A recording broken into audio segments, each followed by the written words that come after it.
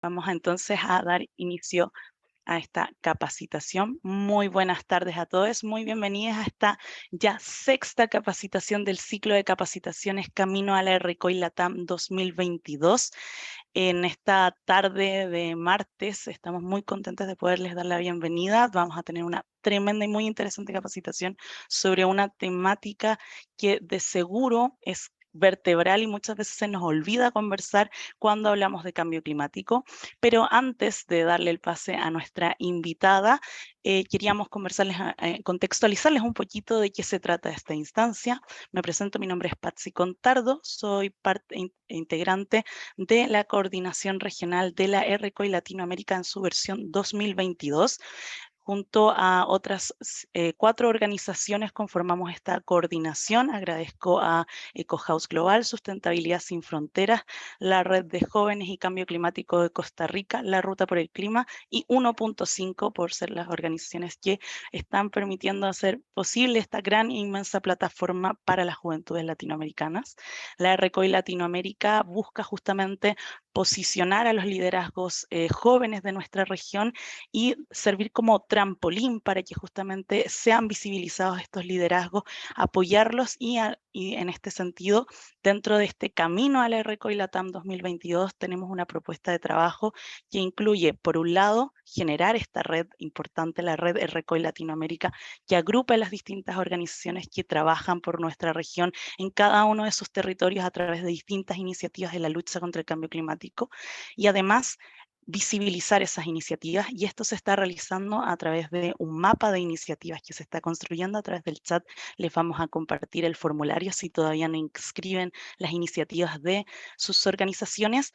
Y en este mapa la idea es poder visibilizar el trabajo que los jóvenes estamos realizando a lo largo de toda nuestra región y conectarlo no solo con otras organizaciones, sino también con las comunidades locales, con otros actores interesados, gubernamentales, internacionales, privados, financiamiento, etcétera. Y en este camino también estamos justamente realizando este ciclo de capacitaciones porque también la información es poder, la información es cambio y nos permite justamente transformar las realidades en las que estamos insertos como jóvenes de la región. Así, y sin más preámbulos, vamos a también compartirles a través justamente del chat nuestras redes sociales, pero pueden encontrarnos en rcoila.org y además en Twitter e en Instagram en @rcoilatam. Y para comenzar ya entrando en materia, en el día de hoy vamos a hacer una capacitación sobre financiamiento climático, y para estos efectos nos acompaña Verónica Gutman. Ella es doctora en economía, es especializada en economía ambiental y del cambio climático, con estudios de postdoctorado en economía de la energía y planeamiento energético. Verónica es investigadora de la Fundación Torcuato Di Tella, FTDT, de Argentina, y docente en la Facultad Latinoamericana de Ciencias Sociales, Flaxo. Tiene más de 20 años de experiencia en actividades de investigación y consultoría en proyectos solicitados tanto desde el sector público como de organismos multilaterales, sobre política climática, desarrollo sostenible, financiamiento climático, precios al carbono, negociaciones climáticas internacionales, marcos regulatorios y estrategias de desarrollo a largo plazo bajas en emisiones. Muchísimas gracias, Verónica, por aceptar nuestra invitación el día de hoy. Este es un tema súper importante, algo que recalcamos a través de nuestras redes sociales. Sin dinero, la ambición queda solo en palabras, así que sin más preámbulos te doy el pase para que podamos iniciar con esta capacitación. Bueno, buenas tardes a todos, a todas. Patsy, muchísimas gracias a vos y a toda la organización por la invitación. Es un lujo poder estar acá y compartir y, bueno, aportar mi pequeño granito de arena en un tema que es tan importante como vos mencionabas. Bueno, la idea es que en los próximos minutos repasemos qué es lo que tenemos y qué es lo que falta en materia de financiamiento climático. Cuáles son los mecanismos que existen, qué brechas hay y qué espacios hay de mejora. Y la idea es organizar esta charla a lo largo de 5 preguntas. Primero, ¿es posible conciliar economía y lucha contra el cambio climático? Segunda, ¿cuál puede ser el aporte de la economía en la lucha contra el cambio climático? Tercera, ¿qué fuentes y mecanismos de financiamiento climático existen y cómo se podrían mejorar? Cuarta, ¿qué rol puede cumplir la llamada banca verde? Y por último, ¿cuál es el rol que podrían asumir las juventudes latinoamericanas y qué agenda de financiamiento climático podrían empujar? Entonces, primero, ¿es posible conciliar economía y lucha contra el cambio climático? Eso es precisamente lo que intenta hacer la economía ambiental y más específicamente la economía del cambio climático. La economía ambiental es una rama de la economía que lo que hace es aplicar los conceptos y herramientas que tiene la economía como ciencia, como disciplina, para analizar problemáticas ambientales. Se puede decir que surge después de la década del 70, cuando comienzan a introducirse dentro de las problemáticas que analiza la economía, la degradación ambiental y de los recursos naturales. Antes de los años 70, los problemas ambientales eran totalmente ignorados por la disciplina. A partir de los años 80, comienzan a considerarse dentro de los problemas ambientales que estudia la economía al cambio climático. Y es ahí donde surge lo que más tarde fue llamada la economía del cambio climático, que no es otra cosa que una rama de la economía, y puntualmente una rama de la economía ambiental, que analiza el cambio climático desde una perspectiva económica. Pero ¿qué es lo que significa tener una mirada económica del cambio climático? Básicamente dos cosas. Por un lado, implica entender que las causas del cambio climático, lo que está detrás, son económicas. ¿Y esto por qué? Porque el crecimiento poblacional, los patrones de producción y consumo y el crecimiento del ingreso presionan sobre el medio ambiente en materia de contaminación, sobreexplotación de recursos naturales, emisiones de gases de efecto invernadero, y este deterioro ambiental, a su vez, impacta sobre la biodiversidad y la disponibilidad de recursos clave para la vida humana y de otras especies, como es el agua potable, la energía y la producción agrícola. Por otro lado, tener una mirada económica de los problemas ambientales, lo que implica es buscar soluciones dentro del marco teórico conceptual que ofrece la economía. Y esto básicamente implica mirar dos grandes conjuntos de cosas, digamos. Por un lado, utilizar o saber que existen y que pueden aplicarse los métodos de evaluación económica tradicionales y utilizarlos para evaluar económicamente bienes y servicios ambientales que no tienen un precio de mercado, como es el aire puro, como es el agua de un río, y también utilizar estas herramientas para estimar cuál es el costo de implementar medidas de mitigación y adaptación. Y por otro lado, también implica saber que podemos utilizar los instrumentos de política económica que tiene la economía para aplicarlos específicamente a la problemática climática y, puntualmente, para incentivar la innovación verde, digamos, la innovación ambientalmente sostenible y el cambio de comportamiento. Aquí hablamos, por ejemplo, de impuestos al dióxido de carbono, subsidios a las tecnologías limpias, sistemas de comercio de emisiones, pagos por servicios ambientales, introducción de condicionalidades climáticas en el otorgamiento de créditos, y la idea es que con todo esto lo que se logre, lo que intenta hacer la economía cuando mira el problema climático, es modificar lo que se llama la estructura de precios relativos. Esto es lo que cuesta una cosa en relación a otra. Básicamente lo que se intenta es que todo lo relacionado con energías limpias y con comportamientos sostenibles salga más barato que todo lo relacionado con los combustibles fósiles. Cuando la economía mete la cabeza y mete el dedo en cuestiones ambientales y climáticas, lo que busca mediante todo el paquete de instrumentos que tiene es lograr que contaminar salga caro.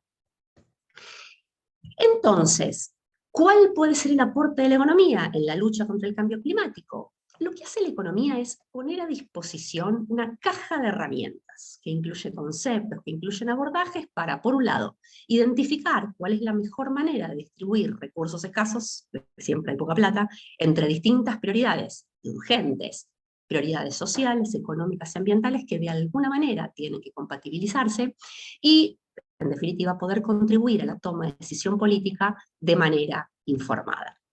Pero cuando hablamos de economía y economía ambiental puntualmente, todo esto que venimos hablando, la aplicación del herramental teórico-conceptual de la economía al análisis de problemas ambientales, aquí lo que hablamos es básicamente de la economía convencional, lo que muchos llaman la economía neoclásica. Es la economía que vemos todos los días en los diarios y que se aplican en los países, economía tradicional para mirar el medio ambiente.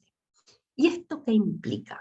Que este enfoque económico tiene el foco en satisfacer las necesidades humanas de una manera sostenible, pero el centro del mundo sigue siendo el ser humano.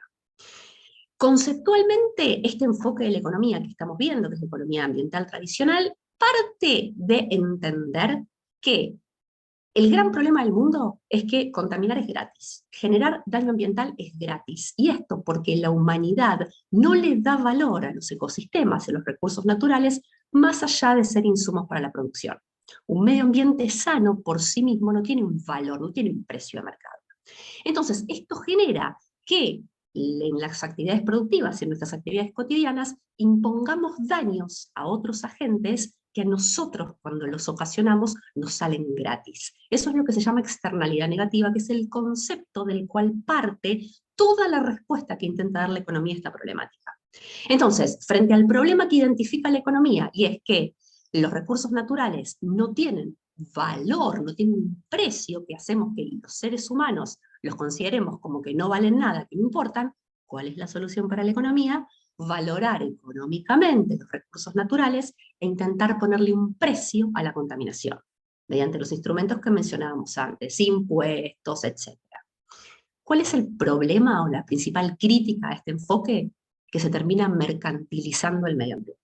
Una vez que le pusimos un precio al bosque con la mejor buena voluntad y para intentar conservarlo, y bueno, después es muy difícil salir de ese valor numérico. Y siempre, pero siempre, que intentemos aplicar, aunque sean las mejores técnicas, más impecablemente y con todo el profesionalismo para intentar evaluar un recurso natural, siempre nos vamos a quedar chicos y cortos, porque hay cosas que no se les puede poner un precio de mercado, como es el valor de la vida, como es el valor de existencia de un arroyo donde nadan pececitos. Entonces, sabiendo que existen esas limitaciones, lo que intenta la economía es aportar lo que puede para aunque sea evaluar un pedacito de la problemática. Imaginemos que el problema ambiental es un elefante, bueno, los distintos métodos de valoración ambiental van a evaluar la trompa, la colita o una pata, pero nunca se va a poder abordar mediante un método económico el valor total y absoluto de un ecosistema, porque hay muchísimos elementos que son invalorables. Hay otros enfoques, como los que engloba la llamada economía ecológica, que si bien también utiliza algunas herramientas de la economía tradicional, tiene otra cosmovisión. El foco de este enfoque es la preservación de la naturaleza y tiene una visión mucho más holística. Mira las interacciones entre los sistemas económicos con los ecosistemas y presta mucha atención a los límites físicos de los ecosistemas. Y si vamos a la diferencia conceptual más profunda que hay entre estos abordajes, es que mientras que la economía tradicional, si vamos abajo de lo que están viendo en pantalla, a la izquierda mirando de frente, es el dibujito, la gráfica, donde está el ser humano como el centro de todo, el centro del universo, la economía ecológica lo que propone es una mirada y un abordaje y una metodología para resolver los problemas ambientales, considerando que el ser humano es parte de un todo y no es el centro del universo. El ser humano no está aquí para vivir de la naturaleza, sino para vivir en la naturaleza y con la naturaleza. Pero, entonces, con todo esto en la cabeza, la siguiente pregunta es, bueno, ¿qué fuentes y mecanismos de financiamiento climático existen y cómo se podrían mejorar? Antes de empezar a trabajar con esta pregunta, lo que tenemos que entender en términos de taxonomía es que no existe una definición acordada internacionalmente acerca de qué es el financiamiento climático. Por convención, o digamos lo que define la Convención Marco de Naciones Unidas sobre Cambio Climático, es que financiamiento climático se entiende a todos los flujos financieros destinados a mitigación, es decir, reducir emisiones de gases de efecto invernadero, o a la adaptación del cambio climático. El financiamiento, cuando miramos la historia de las negociaciones climáticas internacionales, fue, como se pueden imaginar, uno de los temas clave desde el inicio de las negociaciones, pero empezó a tener mayor énfasis desde el año 2007, que fue cuando se lo incluyó como uno de los pilares de la hoja de ruta de Bali. La hoja de ruta de Bali fue una especie de plan de acción, justamente una hoja de ruta que lo que intentaba era ir acordando determinados temas para poder alcanzar, luego de que finalizara el primer periodo de protocolo, el primer periodo de compromiso, perdón, del protocolo de Kioto, que terminaba en 2012, algún tipo de protocolo o de acuerdo mundial que fuera superador de ese primer protocolo. Entonces el financiamiento fue uno de esos pilares, y cuando siguió avanzando la negociación, en el 2009 suceden dos cosas que en términos de financiamiento tuvieron una importancia fuerte. Y el primero fue que en el 2009, por primera vez, los, digamos, países desarrollados, países del norte global, países de la OECD, los que serían los países anexo 1 dentro de la convención, se comprometen a movilizar 100.000 millones de dólares al año adicionales, o sea, adicionales a lo que ya se venía movilizando, fundamentalmente en todo lo que tenía que ver como ayuda oficial para el desarrollo, hacia el año 2020. Entonces, este compromiso empieza a gatillar y a impulsar toda una serie de nuevos mecanismos y de instituciones que pudieran canalizar ese financiamiento que cada vez más iba a estar disponible. El segundo elemento importante que sucede en el 2009 es que se acuerda la creación del Fondo Verde para el Clima como uno de los mecanismos financieros de Naciones Unidas al servicio de la Convención Marco de Naciones Unidas sobre Cambio Climático, y el objetivo del Fondo Verde, que lo van a ver en inglés con las siglas GCF, por las siglas en inglés, era constituirse con el tiempo en el principal mecanismo de financiamiento multilateral para apoyar la acción climática en países en desarrollo. A partir de esto se fue consolidando una complejísima arquitectura internacional de financiamiento climático que está basada en fondos públicos y fondos privados que son canalizados a través de distintos intermediarios, mecanismos e instrumentos. Los fondos públicos de este financiamiento climático internacional que están disponibles en general provienen de los presupuestos nacionales de países de la OECD y son canalizadas mediante instituciones financieras bilaterales, multilaterales, o sea, la banca multilateral, el BID, Banco Mundial, la CAF, agencias de Naciones Unidas como el PNUD y el PNUMA, y fondos especiales de estas instituciones, y también hay fondos privados, fondos de bancos, instituciones financieras locales e internacionales, fondos de inversión, fondos de pensiones. Este financiamiento es canalizado a través de instrumentos, principalmente préstamos, créditos. Algunos concesionales, pero la mayor parte a tasa de mercado. Cuando se habla de préstamos concesionales, se habla de préstamos en condiciones más beneficiosas que lo que está disponible en el mercado. Generalmente son tasas de interés menores, plazos más largos de repago. También otro instrumento son inversiones de capital, y el último instrumento, dentro de los principales que se utilizan, son las subvenciones, que en general estas subvenciones se canalizan bajo la forma de cooperación técnica. No es usual que haya demasiados subsidios disponibles a nivel internacional para apoyar acción climática en países en desarrollo. Ahora lo vamos a ver un poquito más en profundidad. También hay mecanismos financieros del sistema de Naciones Unidas. El Fondo Verde para el Clima es uno, como mencionábamos recién. También está el Fondo para el Medio Ambiente Mundial, el GEF, está el Fondo de Adaptación. Y lo que tienen estos mecanismos financieros, y puntualmente el Fondo Verde para el Clima, que si bien es una muy buena noticia que se haya creado y que exista, es bastante complicado acceder a estos fondos porque implican la elaboración de formularios de proyecto, donde primero hay que elaborar una nota de concepto, una concept note en inglés, donde hay que describir el proyecto que va a reducir emisiones o que va a atacar algún problema relacionado con la adaptación, pero que hay que hacer primero muchísimas cuentas relacionadas con cuál es el potencial de mitigación, cuál es la línea de base, hablar mucho de la gobernanza, cómo esto se va a terminar implementando en el país, piden armar marcos lógicos, qué ministerio va a estar a cargo, de qué manera ese ministerio va a dialogar con el resto de los ministerios, cómo esto va a bajarse efectivamente a los beneficiarios. Una vez que esta nota de concepto se presenta al Fondo Verde para el Clima, la Junta Ejecutiva, que se reúne algunas veces al año, decide que va para adelante o que no va para adelante esa propuesta.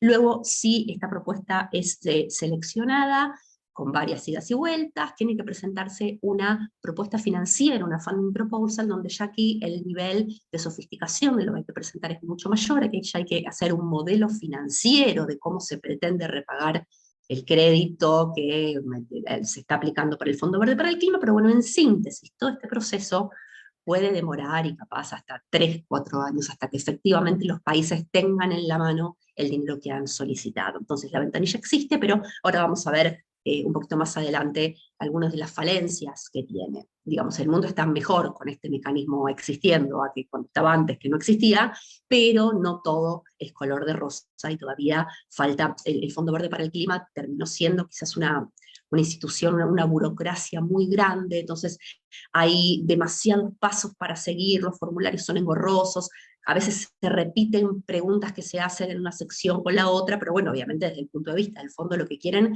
es estar seguros de que el país que está solicitando el dinero sabe exactamente lo que está haciendo y efectivamente va a destinar el dinero que solicita a lo que prometió que iba a hacer. Entonces, bueno, como siempre, el problema es que todos tienen razón, ¿no es cierto? Pero bueno, desde la perspectiva de los países en desarrollo, a veces no es el mecanismo por el que se peleaba en las negociaciones climáticas, digamos. Además de todo esto, hay algunos fondos especiales, puntualmente la Unión Europea está siempre muy activa con fondos y con llamados y con iniciativas que todo el tiempo están saliendo y que aquí hay que estar como muy atentos para ver qué tipo de convocatoria está abierta, qué requisitos piden, qué tipo de iniciativas es que se financian, pero bueno, simplemente alguna iniciativa de, no sé, mitigación urbana, por ejemplo, en ciudades, bueno, capaz justo hay un programa de la Comisión Europea que está financiando proyectos en ciudades latinoamericanas, pero entonces, bueno, esto requiere estar todo el tiempo atento a ver qué convocatorias salen y aplicar a la que, bueno, cada país o cada organización dependiente de lo que sale le parezca que sea adecuado.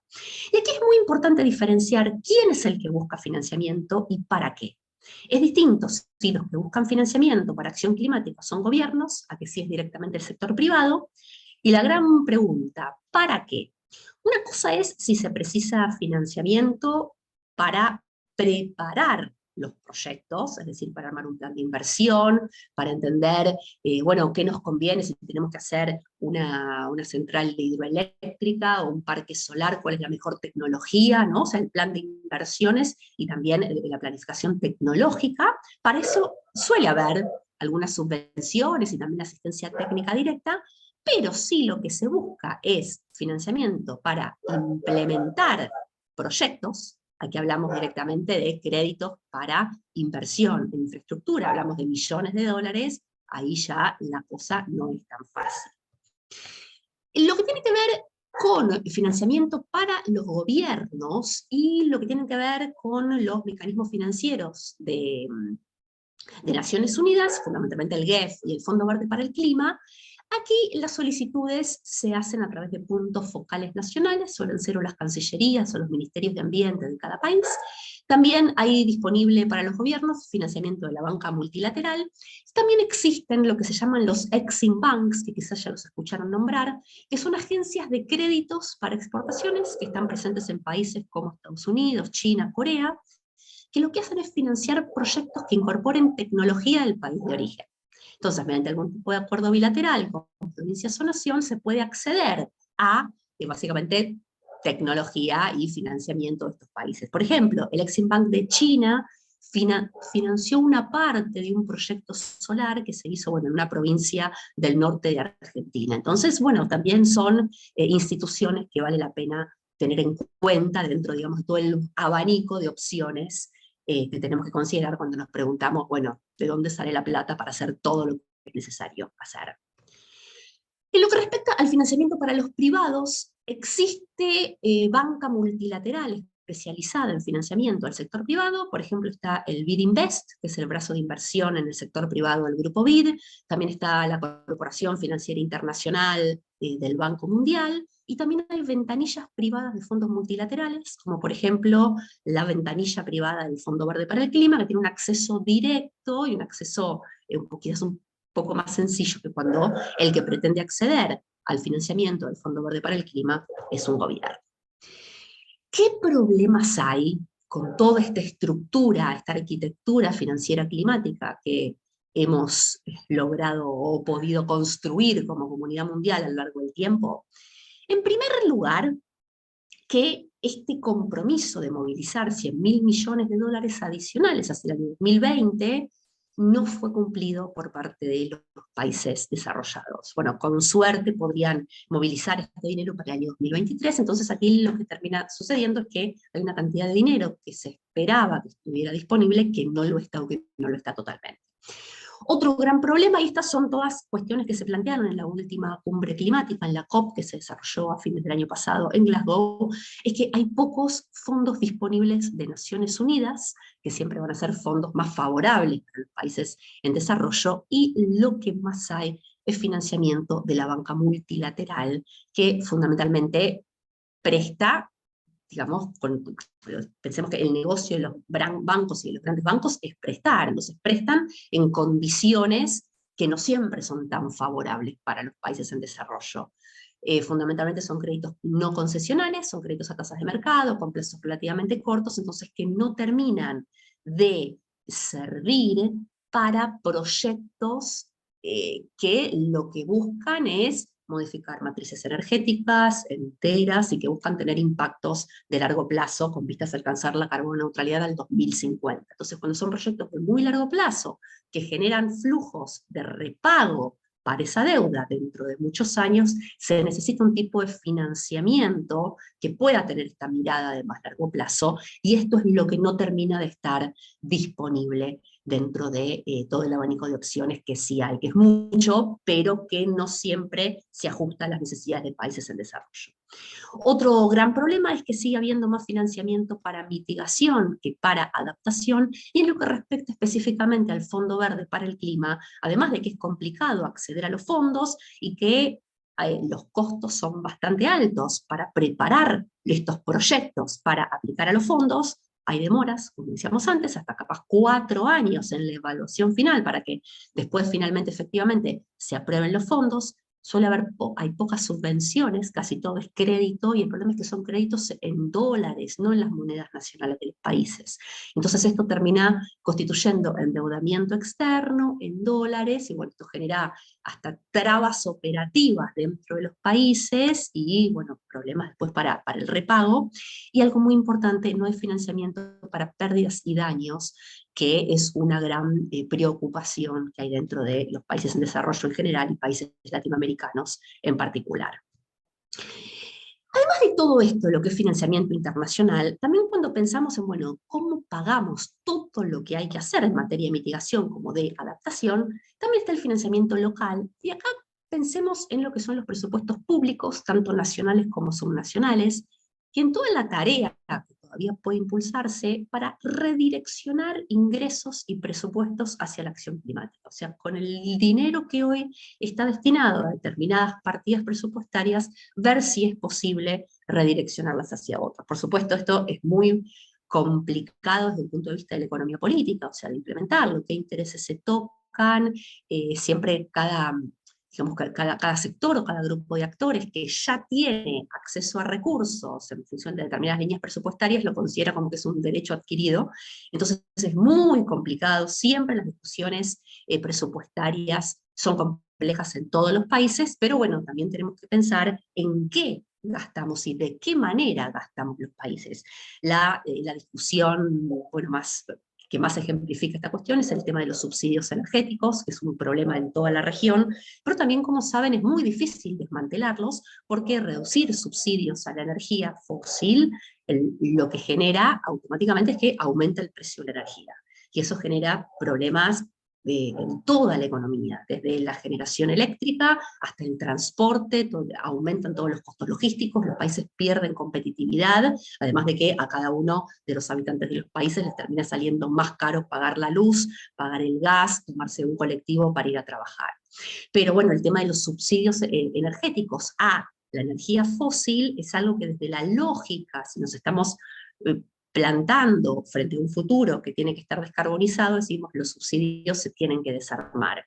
Pero sí, al día de hoy hay tanta discusión y los países no terminan de lograr avanzar en esto, es porque hay estas dificultades estructurales, y no es simplemente tan fácil reducir los subsidios, porque pensemos que lo que hoy los estados pagan de subsidio, si dejan de pagarlo, tienen que pasar a pagarlo los habitantes, las industrias, las empresas. Entonces, esa es una de las grandes tensiones por las cuales sigue habiendo subsidios a la energía fósil en gran parte de los países del mundo. Otra manera de aumentar el financiamiento local para acción climática es intentando incrementar los canales de recaudación con impuestos verdes, por ejemplo, impuestos a los autos a combustión, impuestos al dióxido de carbono, como ya se vienen implementando en varios países del mundo y varios países de la región, pero aquí, claro, sí que es que hay espacio para aumentar la presión tributaria. Y después también, cuando pensamos en financiamiento local, están, por supuesto, disponibles los fondos tanto de la nación o de los niveles subnacionales, mediante aportes de capital directos, o también depende de cuál es el espacio fiscal para que gobiernos nacionales y gobiernos subnacionales puedan invertir directamente en acciones climáticas, que también pueden hacerlo a través de compañías estatales, por ejemplo, empresas públicas de energía. Frente a todo esto decimos, bueno, pero ¿qué rol puede cumplir la banca verde, la llamada banca verde? Y antes de entrar concretamente en esa pregunta, veamos un poquito cuál es el vínculo entre el sistema financiero y las emisiones de gases de efecto invernadero. Este vínculo, esta relación, es principalmente indirecta. Por un lado, porque los proyectos a los que los bancos otorgan financiamiento tienen determinado impacto ambiental. No es lo mismo financiar una central térmica a carbón para generar electricidad que financiar un parque eólico. Entonces, analizar cuál es el impacto ambiental de los proyectos que la banca financia es un primer paso para entender si se sigue el círculo de doy plata para algo que no es sustentable climatológicamente o intento cambiar las trayectorias financieras, las trayectorias de flujos financieros hacia proyectos e iniciativas que tengan un menor impacto ambiental.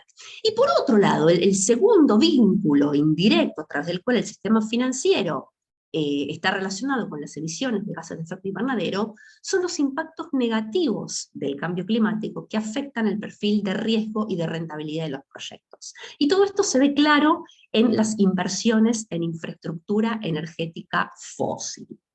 Como saben, este tipo de inversiones está en una encrucijada porque tiene lo que se llama impactos intertemporales negativos, impactos a lo largo del tiempo. Una decisión que se toma hoy tiene impactos durante 30 o 40 años en términos de emisiones de gases de efecto invernadero por una decisión que tomé hoy. Esto es lo que se llama lock-in de carbono, o sería un bloqueo de carbono.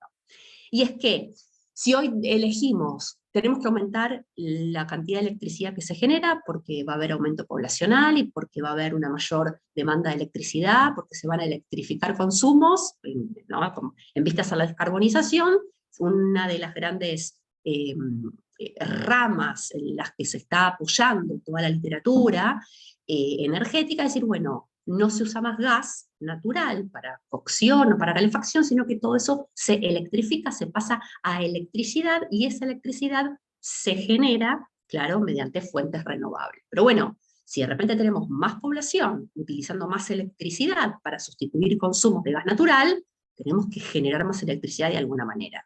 Y esa decisión de cómo generamos más electricidad en el futuro, la tenemos que pensar hoy y tenemos que invertir hoy en algún tipo de infraestructura. Si invertimos en generación distribuida o parques solares o parques eólicos, es una cosa. Pero si invertimos hoy en una central a carbón, quizás porque es lo más barato, lo más rápido, bueno, lo que sea, tenemos que entender que como mínimo esa infraestructura va a durar 30 o 40 años. Y no la vamos a desmantelar mañana porque nos damos cuenta de que emite mucho. Esa central a carbón va a seguir emitiendo durante toda la vida útil de la instalación.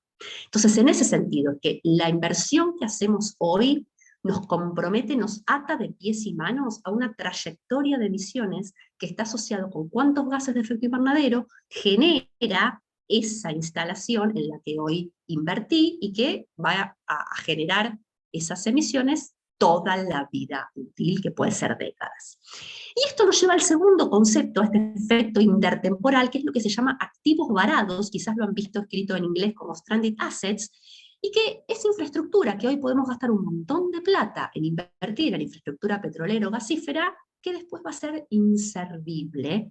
Pensemos que si efectivamente el mundo cambia y se descarboniza, Y bueno, quizás no vamos a poder utilizar infraestructura en la que hoy estamos invirtiendo para bombear gas o para bombear petróleo, porque quizás ya nadie va a comprar gas y petróleo en las magnitudes en que hoy se piensa que vamos a poder vender, y que entonces se inmoviliza capital, hay costos metidos en infraestructura que no va a poder amortizarse, es decir, no se va a poder recuperar la plata que se gastó en la inversión, porque va a quedar en desuso, porque ya no se va a consumir tanto petróleo y gas como hoy se supone.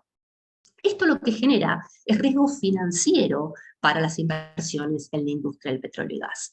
Y por último, invertir en infraestructura energética fósil lo que hace es aumentar el riesgo de incumplir los compromisos climáticos internacionales que todos los países hemos comprometido en el marco del Acuerdo de París a través de las contribuciones nacionales determinadas.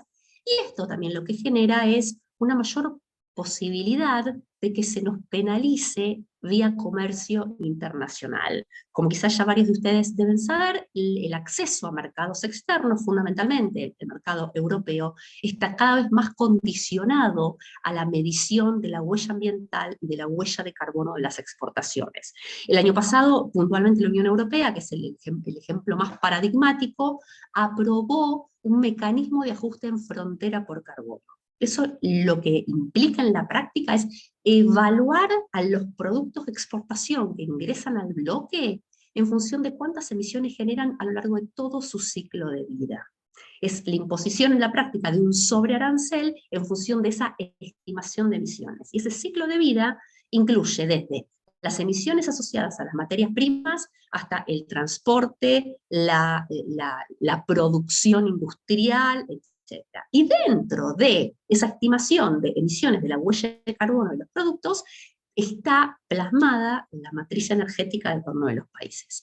No es lo mismo un país que fabrique con una electricidad fundamentalmente todo hidroeléctrica, como puede ser el caso de Brasil, que tiene una matriz eléctrica bastante limpia, a países que tienen más participación del gas natural, como puede ser el caso de Argentina, en donde eso es lo que se llama el factor de emisión de la red eléctrica, cuánto se emite por cada megawatt hora generado, que eso está en función de la infraestructura eléctrica instalada. Si hay plantas térmicas, si las plantas térmicas son a carbón, a fuel, o si son a gas natural, si hay grandes represas hidroeléctricas, si hay pequeños parques eólicos, todo eso hace en ese factor de emisión de la red, que es lo que cada uno de los exportadores va a tener que tomar en cuenta en el cálculo que haga cuando intente exportar, porque eso es lo que cada vez más están pidiendo en los países importadores. Fundamentalmente Europa, como ya dijimos, Estados Unidos también está avanzando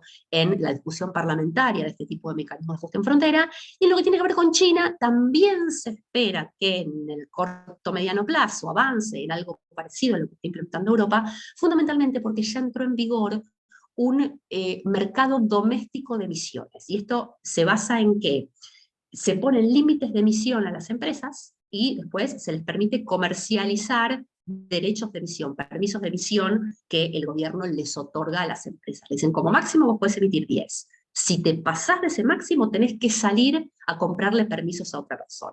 Entonces ahí lo que se espera es que como la industria china va a estar cada vez más auditada en términos de en medición de gases de efecto invernadero, que China se dé vuelta y que también extienda esta obligatoriedad a toda la cadena de suministros chinos, con un poco el espíritu de, bueno, si yo me tengo que ajustar, que se ajusten todos los que hacen negocios conmigo.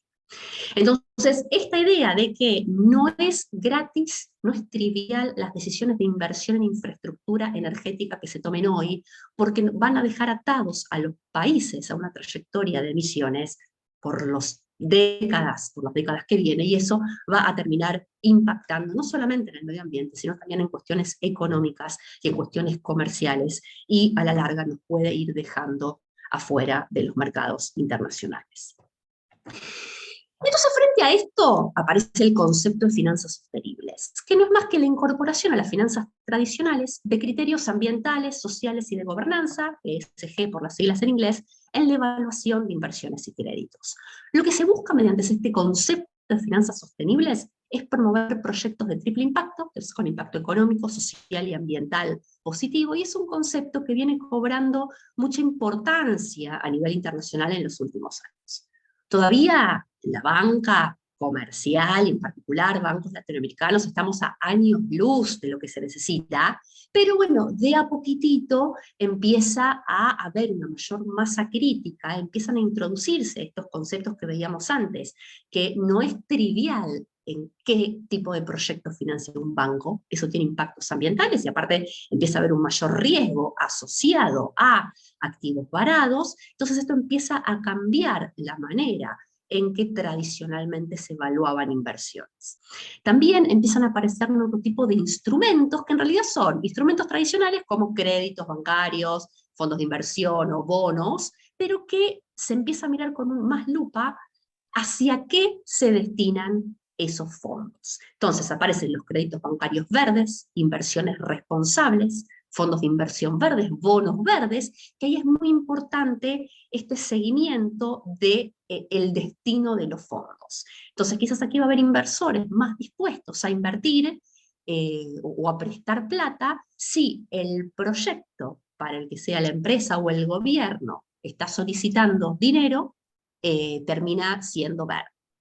Entonces las finanzas sostenibles terminan siendo una alternativa crucial para poder acelerar esta transición hacia actividades que sean rentables económicamente y ambiental y socialmente responsables a través de dos grandes líneas. Primero, excluyendo del financiamiento actividades que tengan impacto ambiental negativo, que sean muy emisoras de gases de efecto invernadero, y por otro lado, incentivar proyectos de triple impacto.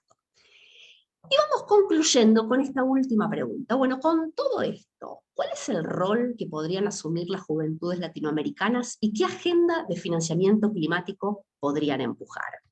Y aquí básicamente es, bueno, lo primero, infórmense, capacítense, lean mucho, estudien, infórmense, fórmense para poder ser profesionales técnicamente impecables y poder dar discusiones y argumentos desde un lugar de tecnicismo impecable y con conocimiento.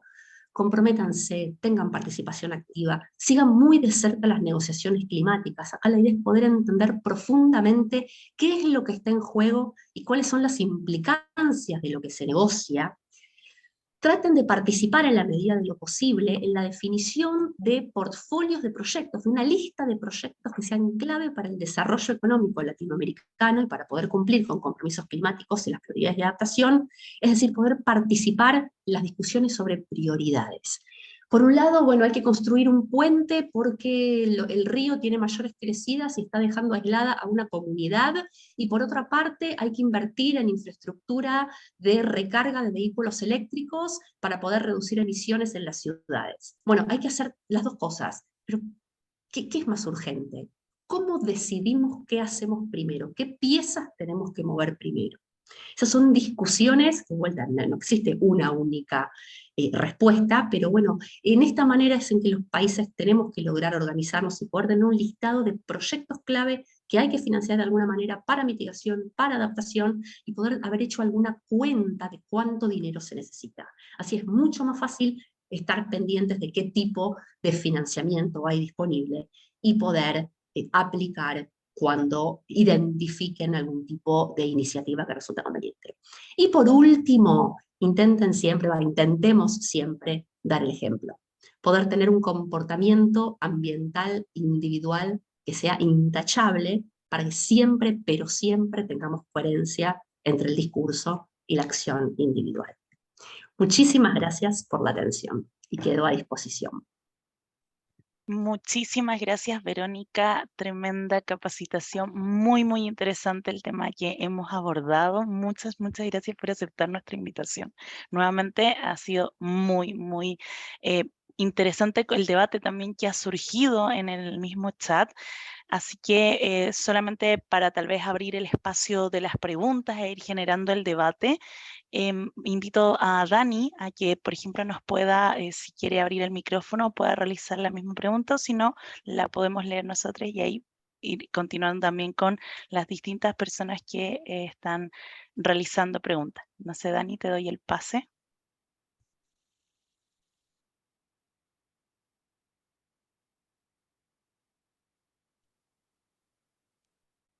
Bueno, Dani nos preguntaba en el chat que ha escuchado acerca del capitalismo verde a algunos delegados oficiales en la anterior COP26, y acá quería preguntarte en realidad si esto es un tema que es solo un comentario político, o si en verdad tenemos algún foco dentro de justamente lo que llamamos la economía para hablar de algún tipo de capitalismo verde.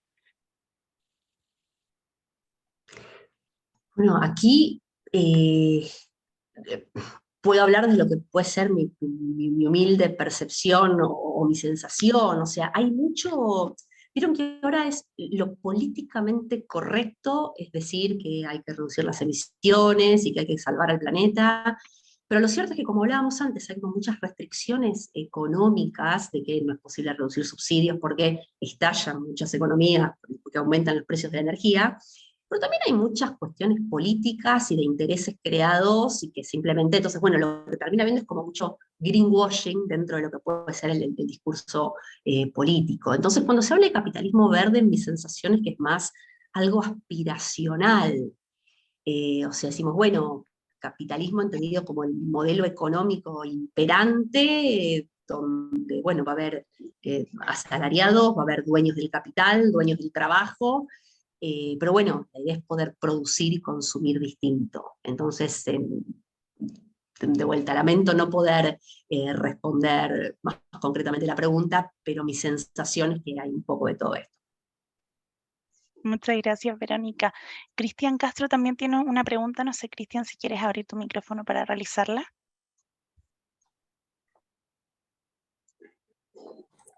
Hola, bueno, quizá igual la escribí ahí, pero si se entiende. No, Cristian nos preguntaba que hay algunos países o si hay algún país que adopte la economía ecológica en su modelo económico. No sé, Verónica, si has visto algo o que se asemeje tal vez a la economía ecológica en algún país. Bueno, a ver, de lo que quizás me ha tocado trabajar a lo largo de América Latina, quizás bueno, el ejemplo regional, yo creo que es Costa Rica, ¿cierto? Porque, bueno, es un país como que ha podido construir una identidad en torno a los recursos naturales. Y hay aparte como hasta una cosa cultural, como de respeto profundo, que hasta tiene que ver con el tipo de educación que se reciben desde que los niños son pequeños, ¿no es cierto? Entonces ya como que se crece con esa idea de un mayor cuidado del medio ambiente. Pero por supuestamente en conversaciones con algunos costarricenses que me ha tocado tener, dicen, no, no todo lo que brille es oro, que hay muchísimas cosas que mejorar, ¿verdad?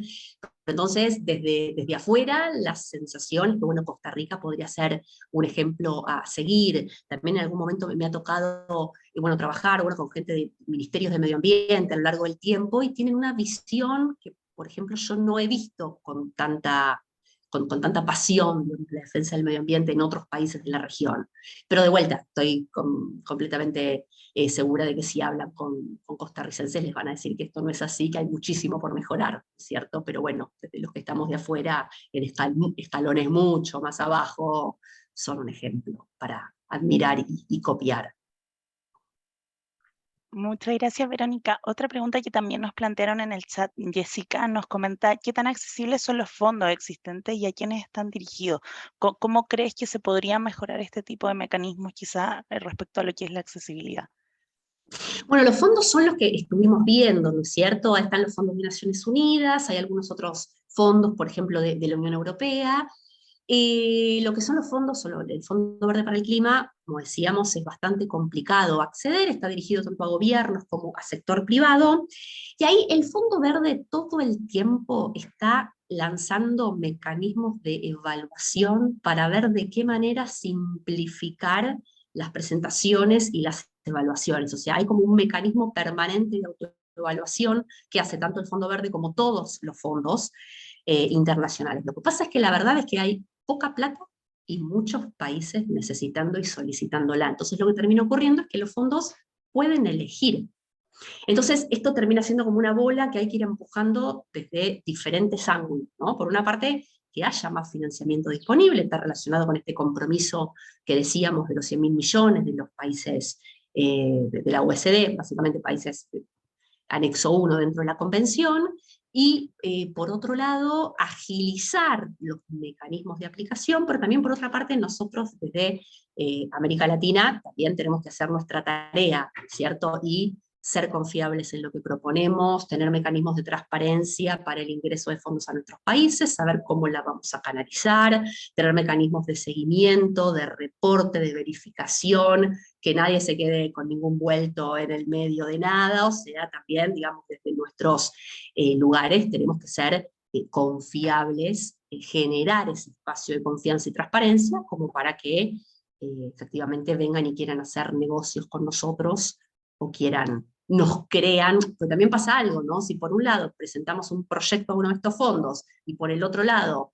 subsidiamos un gran yacimiento de shale gas, termina siendo como poco creíble hacia dónde quiere ir un país. Entonces esto, pensemos que hablamos de inversores que tienen pocos datos de nuestros países, entonces simplemente miran 2, 3, 4, 5 indicadores y dicen vamos por acá o nos vamos a Asia.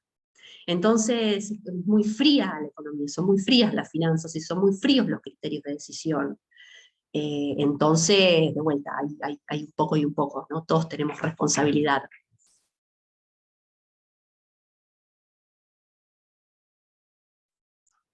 Perdón, no lograbas desmutearme. Buenísimo, Verónica, muchas gracias. Nashi, si quieres abrir el micrófono para plantear tu pregunta. Gracias, Patsy. Primero que nada, excelente presentación. Muchísimas gracias, increíble toda la información y todo lo que hay para aprender, ¿no? Es tremendo. Creo que la pregunta viene más por el lado de entender el tema de los subsidios, porque parte de uno de los puntos que nosotros en la declaración de RECOE hemos puesto es el traslado de subsidios de los combustibles fósiles a las energías renovables, que sabemos que no es sencillo, pero no vamos a dejar de pedirlo como desde el punto de vista de empujar la conversación. Pero para entender un poco mejor de qué estamos hablando cuando hablamos de estos subsidios a los combustibles fósiles, ¿qué porcentaje de la electricidad que nos llega está subsidiada, o a nivel de un ejemplo de Buenos Aires, o a nivel de la región, o a nivel de... Yo sé que es muy difícil porque a veces se financia o se subsidia la producción, a veces es el transporte, a veces el consumo, a veces es la central, pero bueno, para entender qué tan distorsionados estamos, ¿no?, en nuestros conceptos de los precios de la energía, y al fin y al cabo la gran pregunta es ¿qué tanto está subsidiada la industria fósil en nuestra región o en nuestros países? Bueno, ahí claramente depende del país, depende de la estructura de subsidios que tenga cada país. Algunos países subsidian directamente al sector transporte, por ejemplo. Diría, casi todos los países del mundo hay algún tipo de subsidio para los trenes, porque bueno, la infraestructura ferroviaria como que no es rentable por sí sola, pero bueno, sí es un medio de transporte muy necesario. Y en lo que respecta específicamente a la Argentina, también depende, no son iguales los subsidios en las provincias que en la ciudad de Buenos Aires, y tampoco han sido iguales los subsidios a lo largo del tiempo. Y aparte también aquí la gran pregunta es, ¿medido en qué moneda?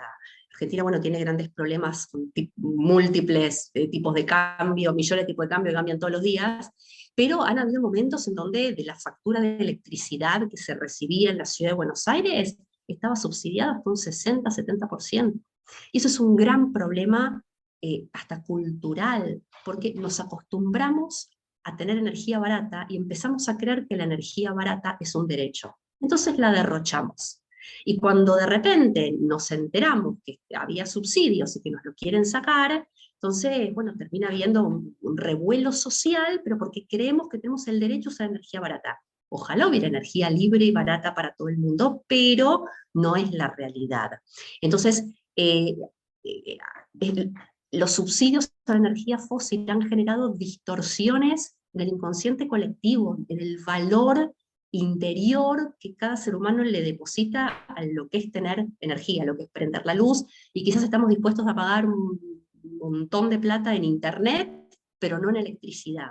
Pero bueno, ¿y cómo nos llega internet? ¿Cómo es que tenemos celulares? Gracias a que hay electricidad. Entonces, ahí empieza a haber como inconsistencias e incoherencias en lo que cada uno de nosotros piensa, pero bueno, esto simplemente se resuelve con conocimiento, entendiendo, aprendiendo, metiéndose con algunos números. Pero de vuelta, los subsidios energéticos han sido un mal necesario en algún momento, que son fáciles de instaurar, pero después son muy difíciles de desarmar. Muchísimas gracias, Verónica, por esa respuesta y ese análisis. También quería leerte otra pregunta que también nos comentan en el chat, que es respecto a si hay alguna herramienta vinculante para lograr que los países desarrollados financien a los subdesarrollados. Bueno, no, y es por eso que se ha armado todo el marco multilateral de negociaciones climáticas a lo largo del tiempo en el marco de Naciones Unidas. Como no existe una autoridad supranacional, gracias a Dios no hay un presidente del mundo, sino que cada país autónomamente compromete lo que puede, lo que quiere, compromete en función de lo que va a comprometer otro. Pensemos que las negociaciones empezaron en la década del 80, de a poquitito, hasta que finalmente se logra en el 92 firmar la Convención Marco de Naciones Unidas sobre Cambio Climático, después de mucha discusión el Protocolo de Kioto, o sea, es un proceso muy largo y la única manera es mediante negociación. De la misma manera en que el Acuerdo de París o ningún otro tipo de estos acuerdos globales que se han ido logrando a lo largo del tiempo, tampoco involucran mecanismos de sanción por incumplimiento de metas. O sea, ahora todas las contribuciones nacionales determinadas que todos los países han comprometido, si nadie no se cumplen, y bueno, no es que va a haber una sanción, pero los países van perdiendo reputación ambiental, digamos. Y esto a futuro, en un mundo donde cada vez más se mira la performance verde que tienen los países, las empresas y los seres humanos individuales, nos puede llegar a generar problemas, como decíamos antes, de cierre de acceso a mercados, no ser elegibles para inversión extranjera directa. Pero no existe un mecanismo, justamente por esto, porque como todos los países son soberanos e independientes, no hay una manera de obligarlos, salvo estas instancias multilaterales, pero que se resuelven mediante negociación. Muchas gracias, Verónica. Solo en pro del tiempo, vamos a abrir el espacio para 2 preguntas más. Le doy el pase a Hilda, si le gustaría abrir su micrófono para poder plantear esa penúltima pregunta. Súper, muchísimas gracias de manera súper rápida para que no les quite el tiempo. Antes que nada, muchas gracias por crear estos espacios porque creo que esto muy pocas veces se habla, el tema de financiamiento. Y bajo eso me gustaría saber, bajo sus experiencias, qué puntos claves podrían ser que nosotros pongamos en la mesa en cuestiones internacionales sobre la transición a energías limpias. Desafortunadamente, el actual gobierno que tenemos en México, en algunos puntos vamos en retroceso, más en el área socioambiental, y pues se le está apostando ahora pues a todavía energías fósiles. Se acaba de inaugurar una refinería y que tiene algunos ciertos problemas porque ni siquiera ha sido terminada, ya se inauguró, y bueno, hay algunas y que se está apostando a otro tipo de energías que me es mejor de ir hacia contribuir, por ejemplo, las NDCs o demás, pues van en retroceso, pero me gustaría que bajo su experiencia, pues cómo podríamos hacer de manera local, pues para que sea un cambio, por ejemplo, este punto. Bueno, es que aquí el problema es todavía más serio, más estructural y más profundo que solo el financiamiento. Porque cuando pensamos en transición energética, pensemos en cuánto dinero, bueno, México y otros países petroleros o países que sin ser tan petroleros como puede ser Arabia Saudita, dependen mucho de ingresos hidrocarburíferos, regalías, exportaciones, impuestos basados en los combustibles fósiles, empleo, todas las cadenas de valor y todas las cadenas industriales que están organizadas en torno a la industria del petróleo y gas. Entonces, para posibilitar la transición energética, y ese es el gran desafío que tenemos todos, es ¿qué otra cosa haríamos si reemplazamos todo lo que hoy se hace dependiente del petróleo y gas? Porque esa es la gran traba para dar el salto. ¿Qué pasa con el empleo? ¿Qué pasa con la contribución al PBI? ¿Qué pasa con las exportaciones? ¿Qué pasa con los impuestos? El gran desafío, tenemos que pensar en otras formas de generar valor. ¿Qué otra cosa hacemos si no vendemos hidrocarburos? Esa es la gran traba económica, la traba fiscal, la traba del empleo. Entonces, las discusiones que hay que empezar a dar desde mi perspectiva dentro de los países es cómo reemplazamos todo el dinero que hoy generan los hidrocarburos. hay que pensar en la transición económica, además de la transición energética, porque si no, simplemente son las necesidades de supervivencia de gobiernos nacionales y de gobiernos subnacionales que son los que van a seguir bloqueando el cambio. Sea turismo sustentable, eso es lo que tenemos que empezar a hacer, abrir la cabeza y decir, bueno, ¿qué otra cosa vamos a vender? ¿Qué vamos a producir en un mundo donde no haya petróleo y gas? Esa es la gran pregunta de fondo y la gran traba estructural que hace que no se termine de avanzar a la velocidad que necesita la transición energética, que se depende mucho, lo que se llama en economía el costo de oportunidad, lo que se pierden de ganar sectores, actores y economías que basan toda su recaudación positiva en gran medida en la venta y exportación de hidrocarburos. Bueno, hay que buscar otra cosa para hacer, otra cosa para vender y otra cosa para producir. Ese es el gran desafío de la transición energética, la transición económica. Muchísimas gracias, Verónica. Y ya solo para pasar a nuestra última pregunta e ir finalizando con esta capacitación, quiero darle el pase a Emily, si quiere abrir su micrófono para realizar su pregunta. Hola, buenas. Quería confirmar si me escuchan. Perfecto. Ok, yo quería saber, porque ya hablamos de qué es el rol de que los jóvenes podemos tener para pues todo esto, ¿verdad? Y quería saber yo qué es lo que los jóvenes, así por tenerlo como en un esquema, ¿verdad? Lo que si somos jóvenes, los demás que no lo son, qué es lo que ellos pueden hacer o qué sería lo diferente. O sea, para todos, decís para toda la humanidad, tengan la edad que tengan. Claro, porque hablamos de que, ok, los jóvenes pueden hacer esto, ¿verdad? Pero entonces, ¿qué deberían estar haciendo los que no son jóvenes? Que yo esperaría que fuera como algo todavía más grande de que los jóvenes están haciendo. Bueno, es que yo creo que esa es la gran pregunta, ¿no? Y que bueno, discutimos siempre en círculos, con amistades. ¿Cómo cambiamos el mundo? ¿Desde arriba hacia abajo? O sea, con líderes iluminados y políticos que entienden que hay que ir por ahí, o desde abajo hacia arriba, con esto, con estas conversaciones, con estas charlas, generar una mayor masa crítica. Entonces tiene que ver, la pregunta me parece con, bueno, ¿cuál es la semilla del cambio? ¿Quiénes entienden que hay que ir por otro lado? Y bueno, hay mucho de esto, de uno habla con otro, quizás los jóvenes hablen con los padres y que dicen, no dejes el grifo abierto, apaga la luz cuando salís del cuarto, no uses el automóvil si puedes ir en bicicleta porque el supermercado queda a 5 cuadras.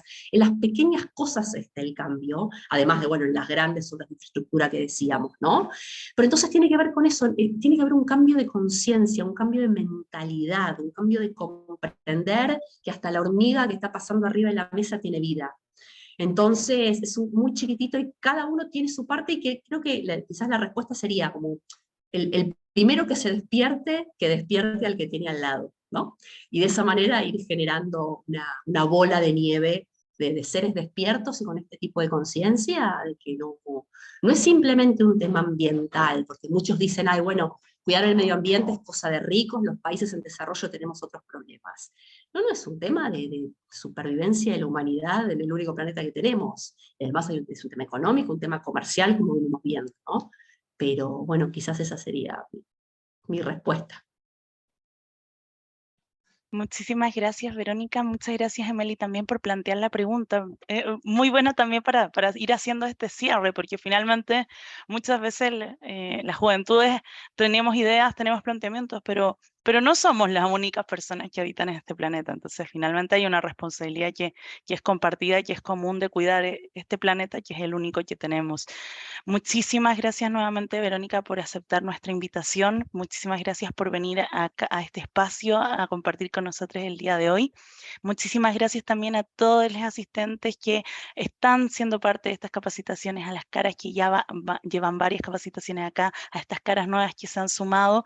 Esperamos poder justamente seguir llevando estas capacitaciones con más y nuevas temáticas. Les invitamos a sugerir nuevas ideas a través de nuestras redes sociales para también ir nutriendo este ciclo, este camino a la RCOI LATAM 2022. Lo hacemos juntos y en nuestro chat les hemos dejado nuestro hashtag Camino a la RCOI LATAM 2022 para que puedan etiquetar a RCOI LATAM en Instagram, en Twitter e ir compartiendo también esta capacitación. También les dejamos nuestro sitio web para que puedan visitarlo, conocer conocer más de la propuesta de trabajo sobre el evento híbrido presencial y online en Costa Rica, y también pueden encontrar todas nuestras capacitaciones y próximamente también esta capacitación en nuestro canal de YouTube RCOILAC. Así que muchísimas gracias por su asistencia el día de hoy. Les invitamos a seguir participando, a seguir motivándose y a ser los agentes de cambio del mundo que queremos ver y que queremos dejar mejor de lo que lo hemos recibido.